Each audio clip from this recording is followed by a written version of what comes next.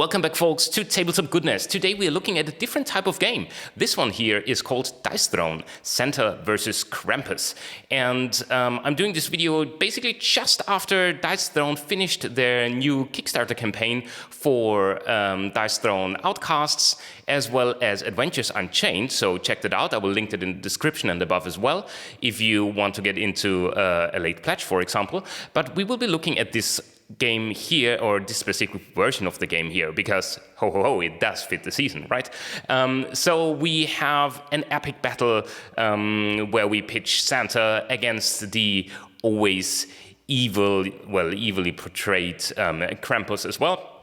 It is a Yahtzee style game and can be played 1 versus 1, 2 versus 2, 3 versus 3. It can be played with more players in theory, but downtime is a bit longer than. So I think 3 versus 3 is the maximum that I personally would suggest, having played it a few times now. And in general, the Dice Throne universe, if you so will, has a lot of different characters. I think there's maybe like roughly 15 or something like that, or maybe potentially even more. There's like Marvel tie-ins and I don't know what, so potentially it's actually even more, all with the kind of unique abilities. But why am I talking about Dice Throne Santa versus Krampus specifically? Well, again, it fits the season. I like that it's like very, very thematic. But if you look at Dice Throne in general, you will find that it's an incredibly easy game to play, but still has a lot of depth.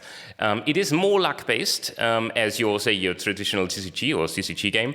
But I think that's actually the perfect candidate of making that a gateway game. Introducing games like this to someone that does not have a deep background in like how do I build my deck or like how do I combine certain cards together. There are like 32 hero cards. They are all like very clear and very easy to understand actually. But as I said, there's enough depth there because obviously luck does play a role, and with luck you have to be like very how to put it best, you have to make like very educated decisions, I guess, at the end of the day as to what you want to do. So I think there's enough room for strategy. It does not need any prior TCG expertise. It is very, very fast to play, very fast to set up. If you compare it to games like, I don't know, Gloomhaven, or like these very big box games, then setting up Dice Throne is literally done in 10 seconds, 20 seconds, and I will show you how to set that up in a second as well. I will not go extensively through the rules because I think there is enough videos about that and they potentially do a better job than I would be doing at explaining that game to you, but I will show you some of the base mechanics and why I think this is like so exciting.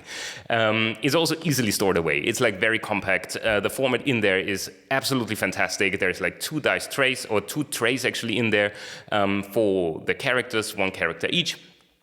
And it does not require any setup, any deck building actually, which means you can get started right away, open the box, get started right away. And the production quality of Dice Throne is absolutely stellar. With that said, let's have a look at the game. I'll show you some of the things that I really, really love and how some of the characters kind of like play. And then I will give you a short summary as to why I think this is a fantastic game.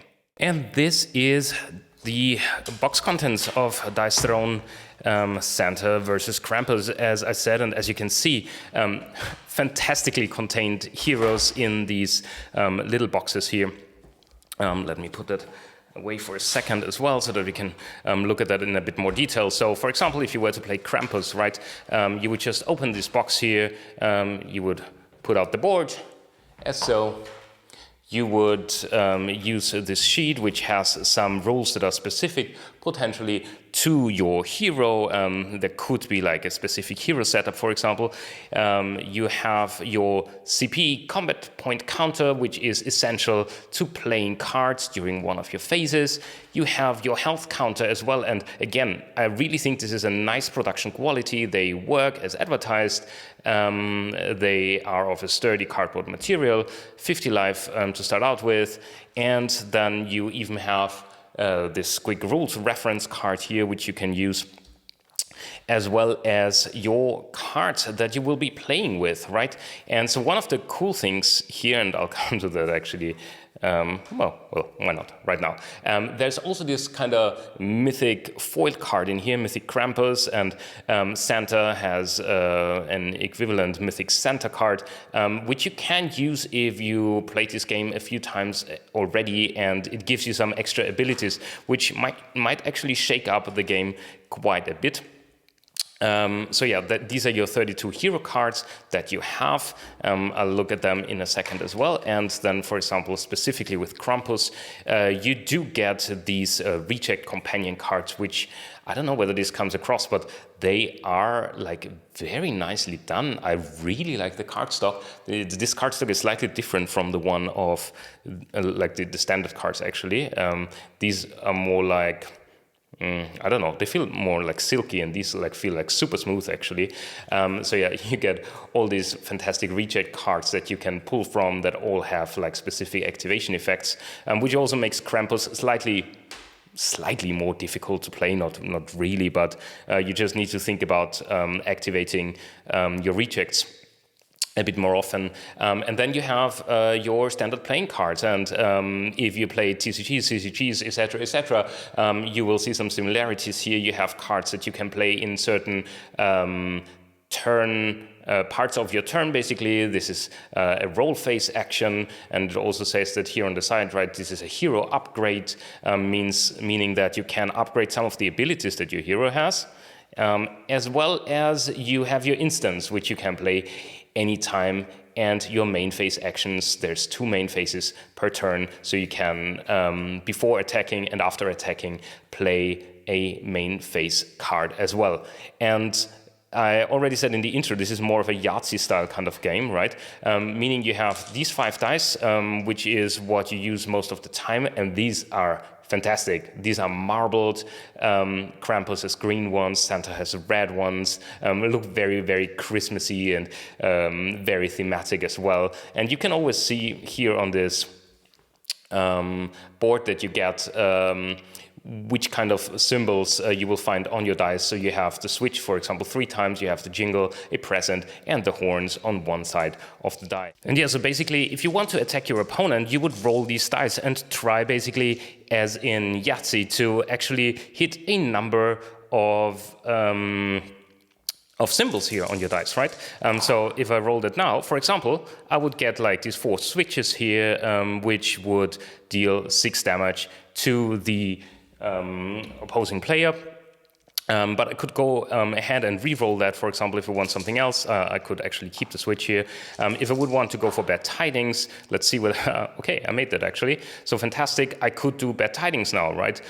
Which would distribute 3 coals among opponents and then deal damage to them as well. So it's like very, very easy to make an attack. There's like a few, as I said before, like instants that you could do, or roll phase action cards to influence your dice roll, for example. You could flip your die from one side to another, or make it an instant 6. And if you get attacked by an opponent, usually your character would have a so-called defense roll action, meaning you get to roll for defense, which does not necessarily, well, it depends on the character, but which does not necessarily lower the amount of damage that you receive. But for example, with Krampus, you get to do certain things. For example, I did roll horns once, which means I deal 1 damage per reject. Right now, I do not have any reject, so I wouldn't deal any damage. But it could very well be that if Santa attacks Krampus, that Santa does get damage in doing so. So you really have to think about how you want to go about attacking things, because it could be that the opposing player can actually deal you damage as well.